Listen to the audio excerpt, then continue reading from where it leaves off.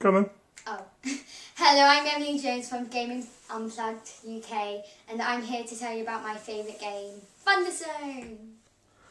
Okay then, and this is a look at ThunderStone. This is Emily's favourite game. Say hello, Emily. Hello. And I'm going to give you a quick overview, and then Emily's going to explain why she enjoys playing it so much.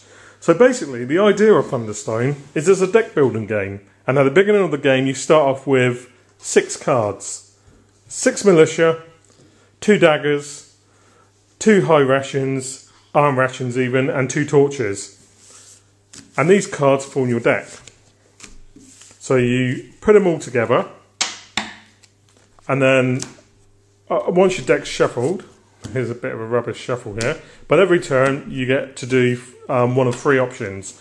You can either go to the dungeon, which is this part here, you can go to the village, which is here, or you can go to the discard pile, which would be here. So you draw your 6 cards, and you'll notice that some of the cards have a value, a coin value in the top left-hand corner, as you can see there. And basically, each turn, you can total up the amount of gold you have, which in this case is 2, 4, 6, 8, 9.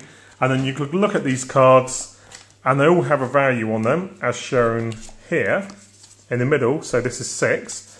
And you basically decide which of these cards you want to buy this turn. You can only buy 1 card per turn, unless, of course, there's a card which allows you to basically buy more. And as here's your heroes at the top. You need heroes because basically without heroes you can't really battle the dungeon. You'll have different equipment. Some of the equipment will have light, which we'll explain in a minute. Some of them are spells like this fireball, and some of them are miscellaneous items which will grant you enhancements when you're in the actual dungeon. And some give you victory points. And some give you victory points. And again, victory points we'll explain in a minute. So once you've started amassing some creatures, you're going to want to go into the actual dungeon itself. And the reason you're going into the dungeon is because you're after this, the ThunderStone. This is the original ThunderStone from the main set, but as the game continued with additional expansions, there were new cards which would often grant you cool abilities. Like, for example, this one here. It's not only worth an additional 4 victory points at the end of the game if any other player has more monsters than you do. So while it's only worth 1 there, potentially it can be worth 5. So you go into the dungeon, and the dungeon is set up as so. The cards are shuffled. The ThunderStone is placed in the final last 10 cards, and then you lay out what's called the dungeon rank. And then depending on how deep, this is depending on how deep you are into the dungeon, shows the amount of light you need. So if you're in rank 1, you need 1 light source in addition to any other cards you might have. 2 light sources for rank 2 and 3 light sources for rank 3. Now if you don't have this light source, you have a -2 penalty. So this creature here, his current strength is 9. So if you had no light at all, you could attack him, but his total strength would be 15, meaning he's quite hard. Also, many monsters have a bonus, which will grant them either a hindrance or will occasionally help you. In this case, any militia that battle this guy earn +2, so he's a bit crap. When you finally defeat the monster, you earn 2 experience points, and you earn 4 victory points, which gets totted up at the end. Once the monster's destroyed, the next card is flipped over to the first place. Now some monsters have what's called a breach effect, which means that should they make it all the way to here, the breach will eventually trigger, and it can be something which will either affect that player or players in general. So this guy, for example, his breach effect is all players destroy 1 card with a gold value or show a hand with none. So effectively he's going to rob you of a potentially powerful card. And that pretty much is the game in a nutshell. At the end of the game, whoever's got the most victory points, as totted up here, is the winner. And what's interesting is that when you go to the village, you'll notice that all the heroes have got a number here. And this is how much it costs to level them up. When you kill monsters, you gain experience points. as shown with these. It's cards in the original set, but Dragonspire came out, was a add-on expansion or standalone, and it uses these, which are much better, much tangible. And as you can see here, once a guy's eventually leveled up, they'll earn victory points. But the game gets stronger and stronger as you level them up. It's a really clever game. There's a huge number of cards which are released throughout the expansions, which completely change how the core game mechanics work. And every time you do play, you use a random set of cards. So basically, no game is ever the same. I mean, we've played probably about 20 games now, and it always feels fresh and exciting. So that's basically the core aspect of the game. We will look at the standalone expansions at a later date, but other than that, let's take it over to Emily to find out basically why she likes the game so much. So tell us, the first time you played ThunderStone, you weren't too keen. You didn't like the idea of playing it, did you?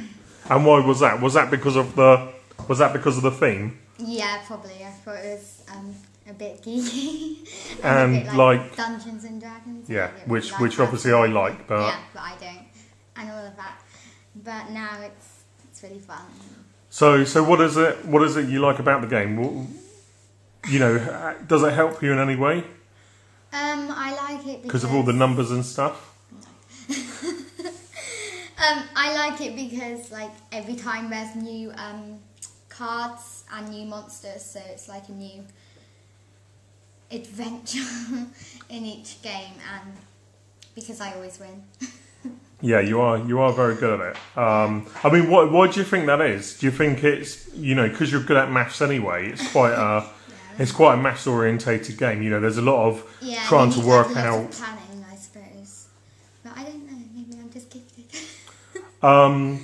So, you know, what are your favourite cards in the this set? What do you like most? Do you like the spells? Are there certain bits of equipment you like?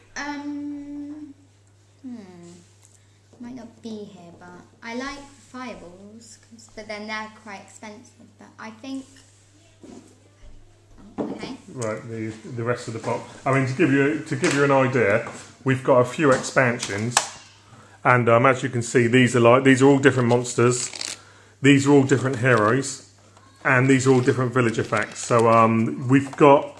Is this our third expansion now? Dragonspire, Wrath of the Elements, and Heart of Doom. Yeah, which you got for Christmas, which is the latest one, and many of the cards here are from Heart of Doom. I don't know. Oh, it might be. Well, you can always like get rid of this. Oh, what? Say about that, because he's got 4. Oh yeah. Most of the actual heroes you can only level up 3 times, but this particular guy, he's the first one to actually go up to level 4, and as you can see, he's worth quite a few VP points and he's just ridiculously strong. But you need, I mean, one of the interesting things I do like about ThunderStone is that initially it starts off quite slow, doesn't it? Hello? Oh, hi. It starts off quite slow, where you're building up your resources, and then as you get deeper into the game, it suddenly becomes a mad rush, because you've all got pretty decent equipped decks, and it's just a case of making sure that your cards come out before the others. And while there's a certain aspect of luck to it, you can basically look at the dungeon rank, work out what items you're going to need to defeat them, and then you can obviously start stocking up accordingly and hoping that your opponents don't notice. So these are some of your favourite cards, aren't they? My favourite cards. So, my favourite village item is probably... She's with me a minute, Dave. It's the Lightstone gem, which is... That gives you free light. Yeah, so it's quite expensive, but it gives you 3 gold, which I like, and it gives you 3 light, which means that basically you can go into any rank of the dungeon. So it's quite a very useful card. And my favourite heroes are probably the fighters, because I don't like the archers, I don't like the wizards or clerics. So that's one of my favourite ones. Right. So this guy here he can destroy food to boost his attack temporarily. And as he gets stronger, the final one, his attack becomes +4, where originally it's +2. And all other heroes, other than fighters, gain attack +2. So he's pretty good. And when he's in a dungeon, he can destroy 1 food to place 1 monster from the hole worth 1 or 2 victory points into your discard pile. So pretty good. And then another item I like is this is one we've just discovered, isn't it? Yeah. So again, this one here, it's 2 gold, which is quite a good payoff considering it only costs 4. And one hero gains 3 strength and his attack becomes magic attack, but he's also worth a victory point. And obviously, like I said, whoever's got the most victory points at the end wins the game. And well, I'll say that in a minute. Right. The other person's fighter, and he's one of my other things. Oh, this guy's pretty good as well. He's quite strong anyway, being a fighter, but he earns an additional attack bonus for weapons that are equipped to him. And seeing he's quite strong, needless to say, most weapons give you a bit of a boost anyway. So he's very, very good. So before we go, we're going to show you a card which is in Heart of Doom, and Emily loves them. So basically, this is called Heart of Doom. As you can see, or you might not be able to see because of the quality of the camera, but he's got 25 strength, so he's very, very tough. Also, he's got a global effect, and certain monsters have global effects, and this affects everybody in the game while he's in the dungeon. And this one is, when a player enters a dungeon, immediately destroy all revealed monsters, which is anything you've got in your hand, you're going to lose. His breach. When you get to the end, as I explained earlier, the breach comes into play. If he gets to the end, the game ends, so nobody wins. And finally, if you don't actually defeat him, normally if you defeat an enemy and you fail to defeat him, the enemy just goes to the bottom of the discard pile. In this case, if you don't beat him when you fight him, you lose the game. The payoff, however, is that he's worth 15 victory points. So we've not used him yet because we're basically scared of him. But oh, you're not, are you? So yeah, this is it. This is ThunderStone incorporating the Heart of Doom and expansion. 75. Oh, and Emily, what's your high score? 75. Which is pretty good. Against you, he had about 20. So all right, yes, you're a better ThunderStone player than me. And better at all the other games. We will do expansion videos, looking at the individual sets. But for the moment, this is an overview of ThunderStone, Emily's favourite game, and I really hope that you enjoyed the video.